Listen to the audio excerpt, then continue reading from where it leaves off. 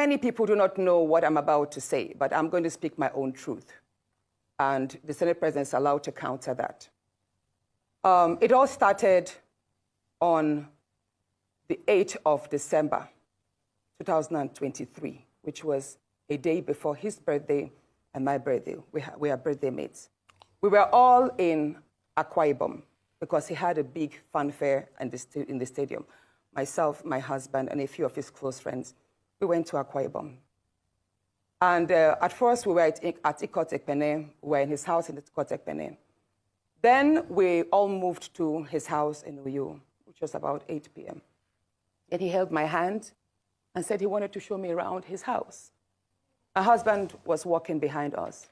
Just 3 of us were walking around from room to room. He showed me the beautiful interior. This was done by this, by that, this designer here, he bought this from us. Like, oh, it's beautiful. And then I noticed that he hastened his pace while still holding my hand. And my husband was behind, still on his phone, but he was catching up whenever he could. And then he got to this particular sitting room, and he said, "Do you like my house?" I said, "Of course, sir. Every room, beautiful, nice interior, quality taste."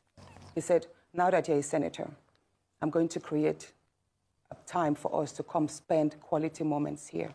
You will enjoy it." That was it. I thought that was going to be the end. But then, in February, I wanted to move a motion for the investigation on the ills of corrupt practice in Ajakuta Steel Company. I listed that motion 5 times. It was the 6th time that it was listed on the order paper that was approved. Many senators can testify to that. Each time the motion is listed, just before he takes it, he will say, "Oh, Senator Natasha, we can't take this motion because the board of the Senate does not accommodate it." Or he will speak on others and then let it drag.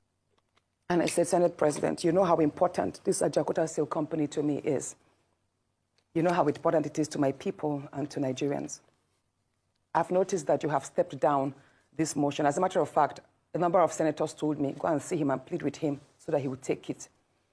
I was like, "Sir, please, why can't you take this motion? It's very important. It's been listed." Then it was listed the 3rd time I stepped down.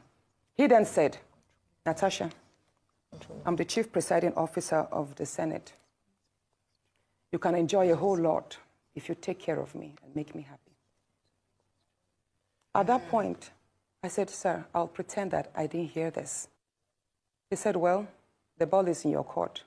I just want to mention that, and I'm glad you gave the caveat at the beginning of your statement, that this is your side of the story and the Senate President has the right to defend himself or to counter what happened between you privately. So what I assume, or for what you're saying, is that what happened last week Thursday began from a private conversation, and then you have felt like you've been maligned as a result of you not agreeing to certain propositions, right?